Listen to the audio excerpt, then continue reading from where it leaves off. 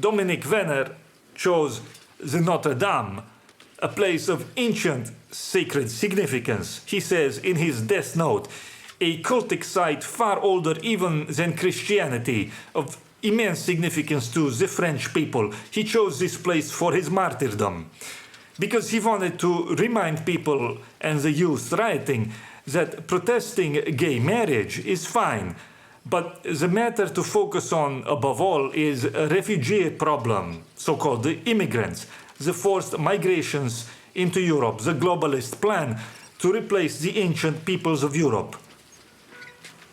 He reminded people that this issue is more fundamental. It must come before moral and theological matters like gay marriage. Because if they can replace you, they can replace any religion, any morality, any ideal. That is what matters.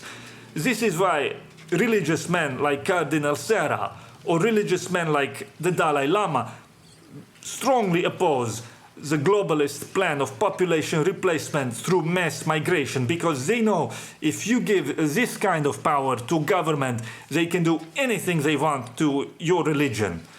So think twice, even if you are, let's say, a religious man who pretends not to be nationalist or takes pride in not caring about race. A government that can replace a people racially or nationally, in terms of nationality even.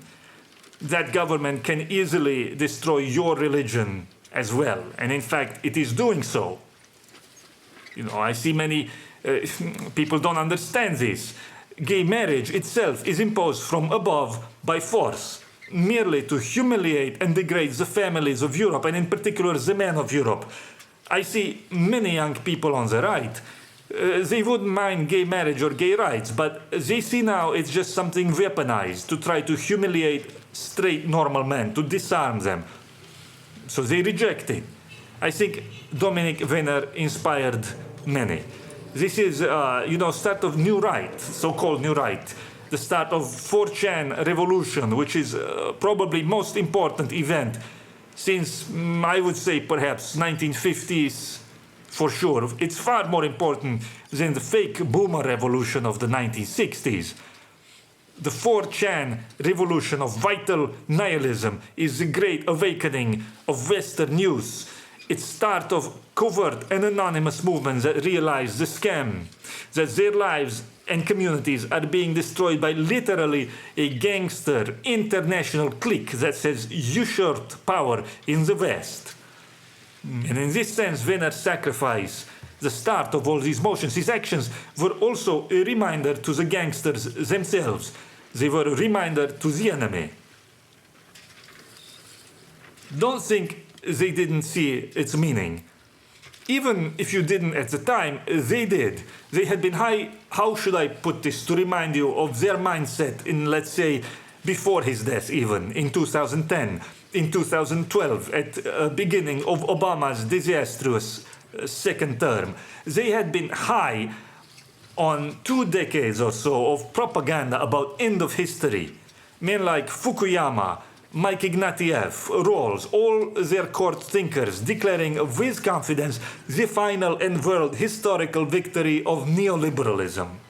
But now, in 2013, during these unexpected protests in France, they see Venner, Dominique Venner, this man out of time, this voice they thought had long been suppressed.